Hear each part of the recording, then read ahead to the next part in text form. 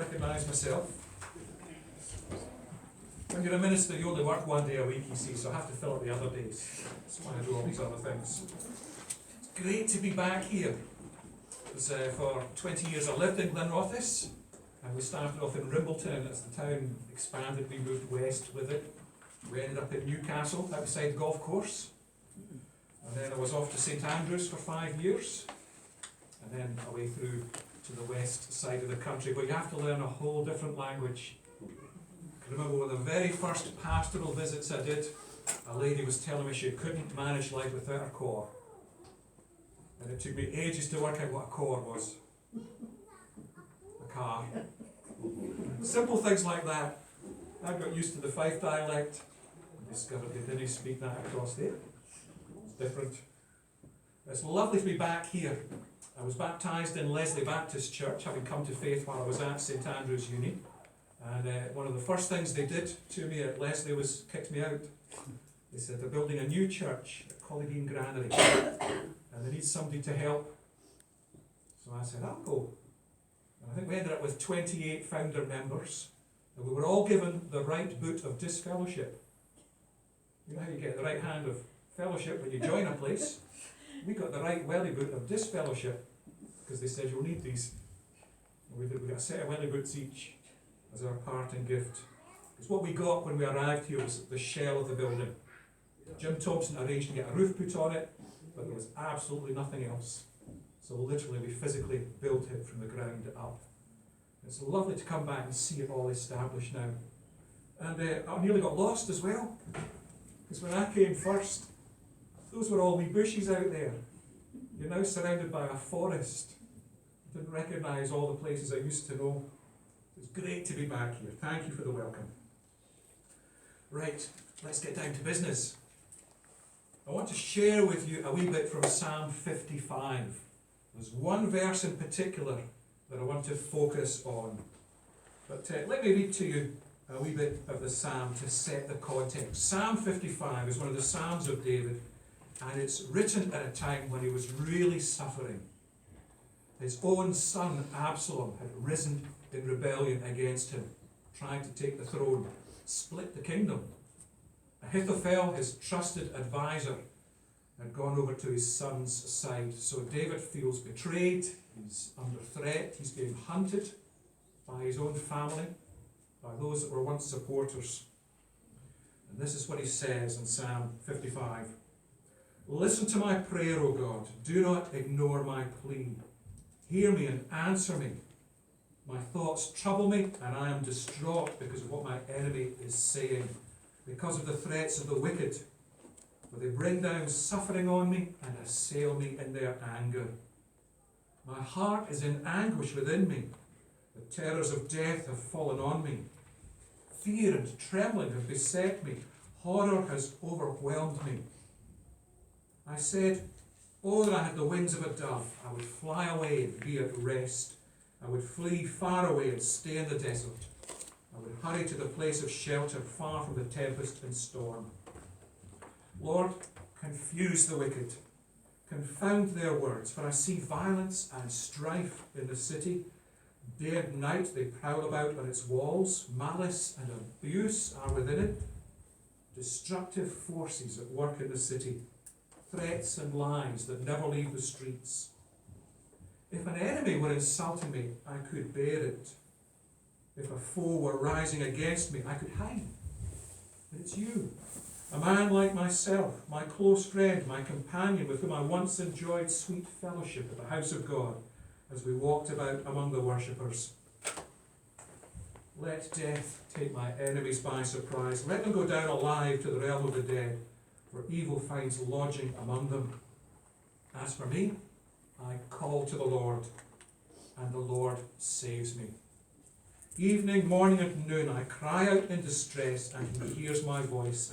He rescues me unharmed from the battle waged against me. Even though many oppose me, God, who is throned from of old, who does not change, he will hear them and humble them, because they have no fear of God. My companion attacks his friends. He violates his covenant. His talk is smooth as butter. yet war is in his heart. His words are more soothing than oil, yet they are drawn swords. Cast your cares on the Lord, and he will sustain you. He will never let the righteous be shaken, but you, God, will bring down the wicked into the pit of decay. The bloodthirsty and deceitful will not live out half their days, but as for me, I trust in you. Amen. May God bless that word to us. I want to highlight for you just one verse from it, because it's got a lovely wee promise there in verse 22. Cast your cares on the Lord, and he will sustain you. Psalm 55, verse 22.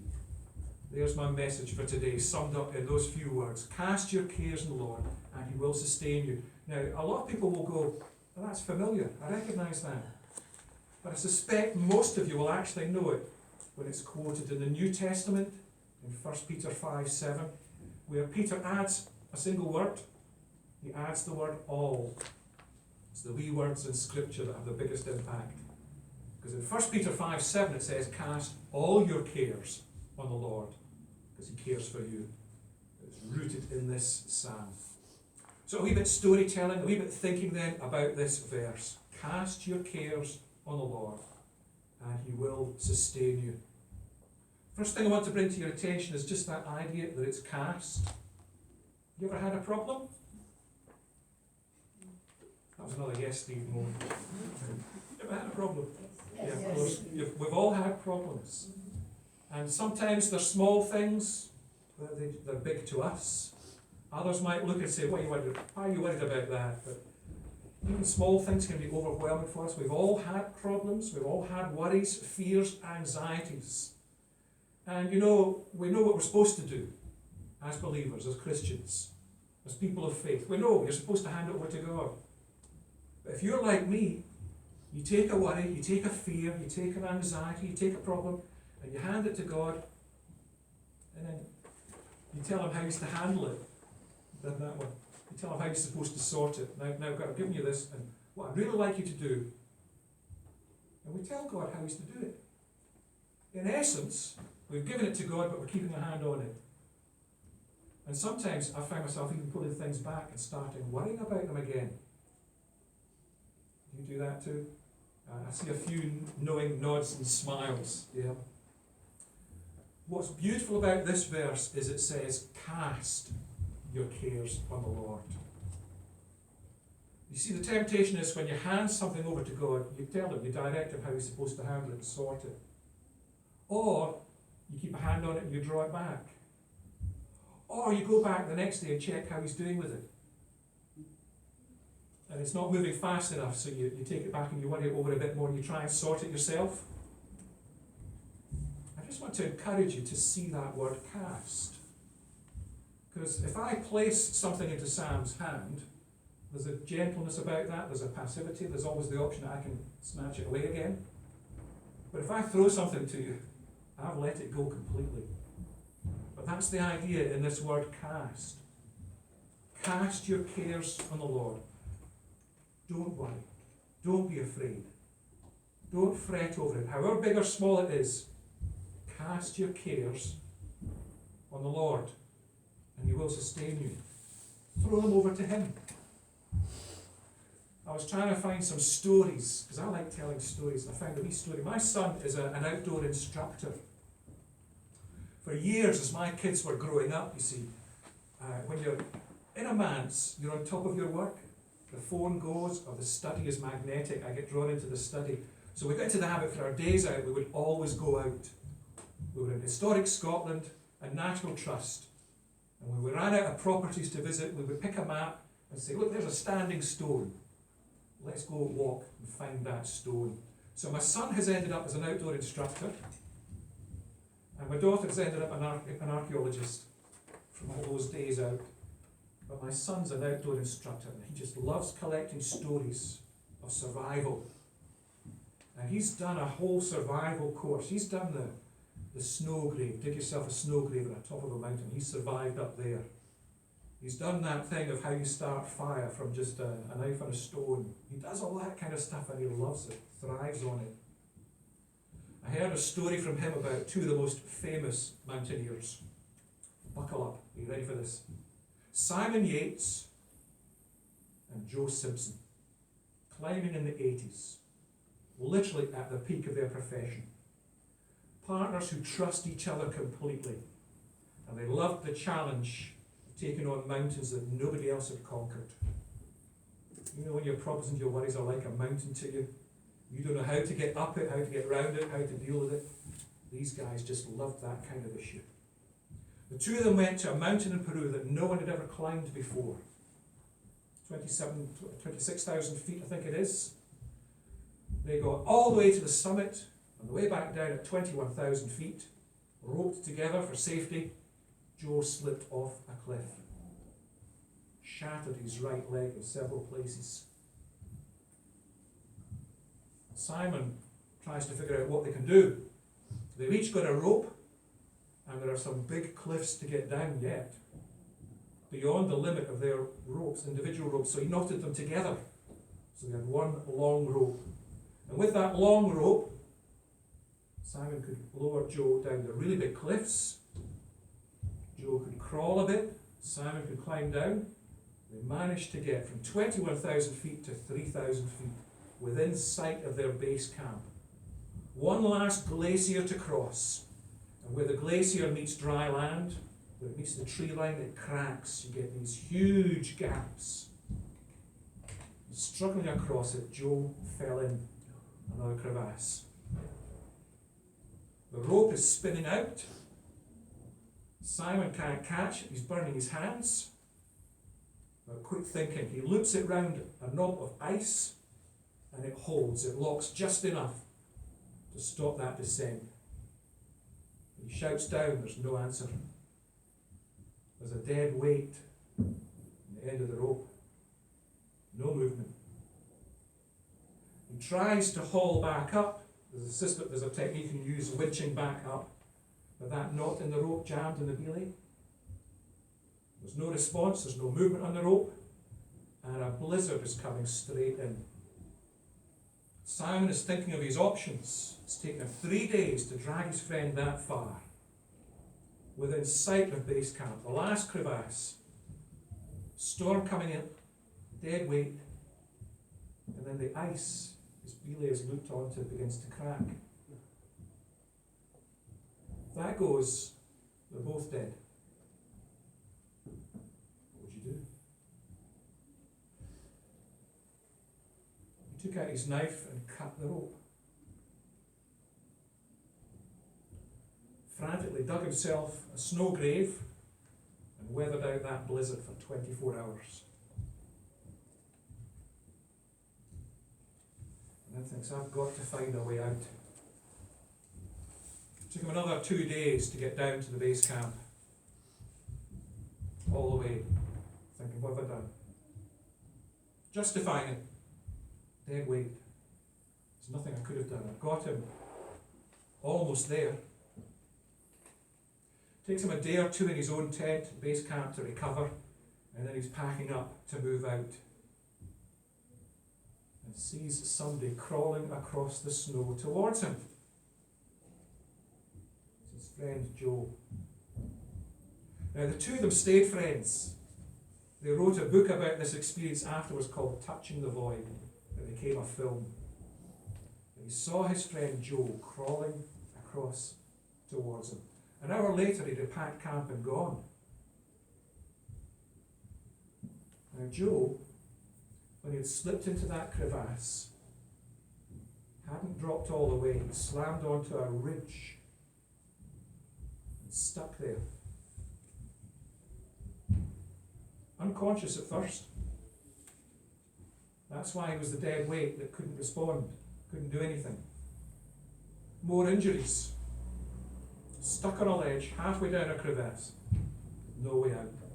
Simon, no strength, no ability to pull him out. And Joe with no power to crawl out. And why am I telling you all this? What's it got to do with Psalm 55, verse 22? Cast your cares on the Lord, When Joe came round lying on that tiny ledge and saw the rope, realised it had been cut, he knew what Simon had had to do. He said later he would have done exactly the same thing. Simon had assumed Joe was gone, dead. Now Joe is lying halfway down a crevasse, knowing that Simon is gone. He cannot climb back up.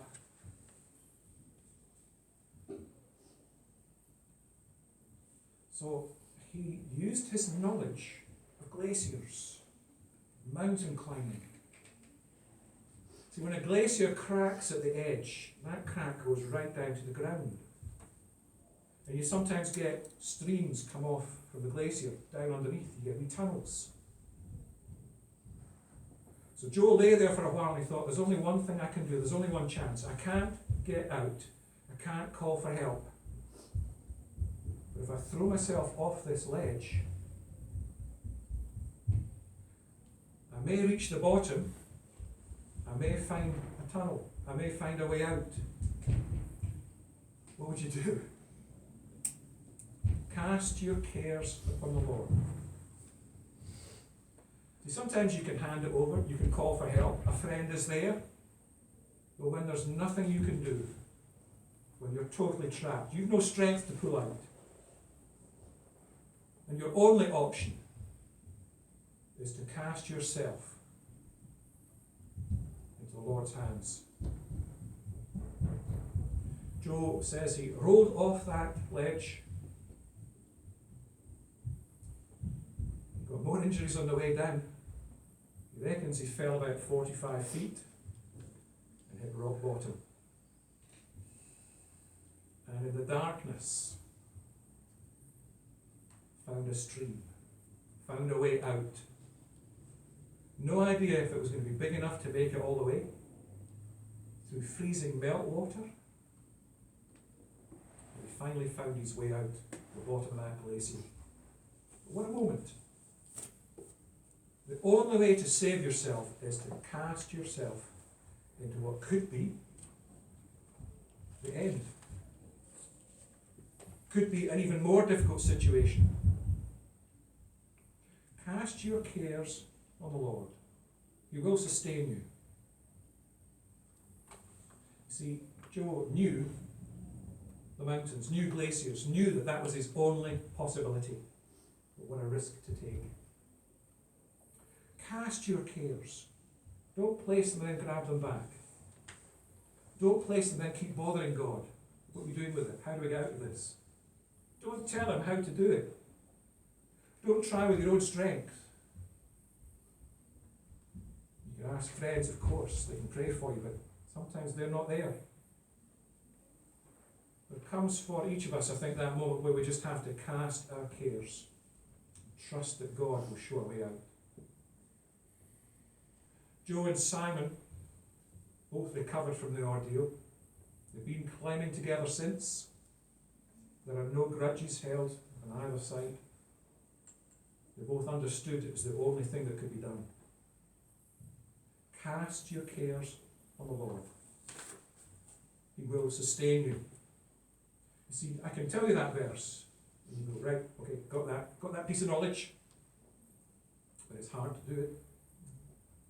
Because it is that moment where you just launch yourself into God's hands. And you don't know that there will be a way out, but He does. His knowledge is far greater. Cast your cares on the Lord. Cast your cares, all your cares. I'm just thinking again about my son Philip. When he goes out in the mountains, he volunteers with Collydean Mountain Rescue as well. And every so often he sends me pictures of things that he's been doing, and I think, oh my goodness, don't let your mum see that one. But he loves it. He's fully trained, he's equipped, he's a qualified mountain paramedic now. He's had a couple of falls himself. He's got a spanner in his left arm where he broke his left arm in 9 places on a fall climbing. But he still loves it. And when he goes out in the mountains, he's got everything in that sack. He's got everything he needs for survival. And my mind goes back to when he was 5 years old. We're doing one of our trips out to National Trust or Historic Scotland or something, and Philip would have been about 5 years old, and he's saying, can I bring a couple of cars with me? Can I bring a couple of toys with me? What if there's not enough to eat? Can I bring an extra Mars bar? We're trying to get ready to get them both out, and we said, yeah, okay, whatever you can fit in your pockets, you can take. And we're thinking, well, you can get one car in that pocket, Mars bar in that pocket. Not my Philip. He came out, and it was like George. He'd tucked his trouser ends into his socks, because he figured out he could slip things down the trousers. So he'd got about 20 cars, he'd got some extra sandwiches, he's got Mars bars, and he's trying to hold his trousers up like this. Cast your cares. He's got everything he needs. We had to laugh. And we got him a bag, a rucksack, to put it all in, so he could take it with him. Cast your cares. See, it's never just one, is it? It's never just one. You've always got a whole load. It can be the one little one that just pulls the trousers down. It can be the one little one that just breaks it, that breaks your will. It could be the last little bit that you're trying to cope with, that ends it for you. Cast your cares on the Lord. It was so funny watching him trying to manoeuvre out to the car with these big baggy trousers, clonking away, Mars bar melting out the bottom. So we put it all in a rucksack for him. And there he is now, rucksack on, his weekends out, saving people's lives. Cast your cares on the Lord. You try and carry it all, it just won't work. And cast it all upon him. Pray for my son. His name's Phil. Pray for him. Pray that he'll be safe when he's out there. Pray that he'll be able to save others too. His very first shout out, after he'd done his training, and he's like Action Man. He does this abseiling out of helicopters onto mountain tops. He does all that kind of stuff. He even looks like Action Man. Do you remember the old Action Man with the swivel eyes? The crew cut, the beard, and the wee switch at the back, you could swivel the eyes, and then the scar on the head. That's what my boy looks like. He's 6'4", cropped hair, beard, and he's got a scar on his head. One of many scars. His very first shout out, they're called out to a mountainside with a climber who's missing, overdue, by 24 hours. And they can't spot him, they can't see him. They know roughly the route, they know the position he should be in, but they just can't see him. The helicopter pilot said, I'll make one more sweep. And as they went past, one of the teams spotted something halfway down a cliff. And they had enough fuel to get in closer and reckon it was the missing climber. So Phil and another guy abseiled out of the helicopter at the top. And working together, they found their way down. The helicopter had to leave them. So Phil and his companion, late at night, are on a mountain where a man's already gone over a cliff. And Phil, his very first call out, abseils down to where the guy is, and he's died, he's passed away. And overnight his body was frozen. The first shout out. A young man seeing something like that. By the time they get down the cliff, the helicopter is fueled up, come back, searchlight on them. And my son had to put a strap onto that body and guide it up to the helicopter, and then climb back out himself. Cast all your cares. Now you know why I say, don't show that one to your mum. Don't tell her about that one. Cast your cares. We're not ever likely to be in those life and death situations, but we all have worries. things that just weigh on us, that obsess us. Cast all your cares. Don't carry the burden. My son after that had a debriefing. You have to, because you can't carry that kind of experience. So the team meets afterwards, they debrief, they encourage one another, they share the load. Cast all your cares. And when you've been with a team that does that kind of thing, that has been through that kind of experience, you learn to trust one another. Cast your cares upon the Lord. This is not just about you as an individual, this is about you as a team, fellowship. Share your burdens. Don't try and carry them all. Cast them over to the Lord. Cast your cares on the Lord, all of them, and He will sustain you. One last wee story. I came across this story quite recently, and it's stuck in mind. It's an American colleague, a preacher called Charlie Roberts. He's retired now. But Charlie was in the 1930s, he was growing up in Virginia, in the States. It's where they grew up. It was hot, really arid and dry. And he and his family lived miles from the nearest town. They were 10 miles from the nearest neighbour. In that area, the crucial thing is the Iceman. The Iceman would come round and literally deliver a pile of ice. And that keeps your food fresh.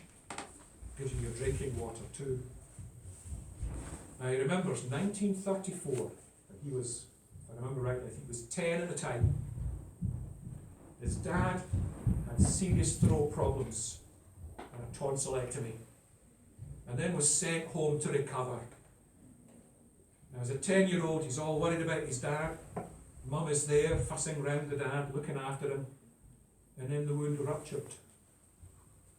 And it started bleeding. She couldn't stop it. She got on the phone to the doctor, who said, ice, get some ice, pack that round his throat. But there was no ice. A drought over that summer, all their ice was gone. The nearest neighbour is 10 miles away, and she can't leave her husband. Charlie started praying. Cast your cares on the Lord. He will sustain you. Lord, I cast my cares on you. Help. Send us ice.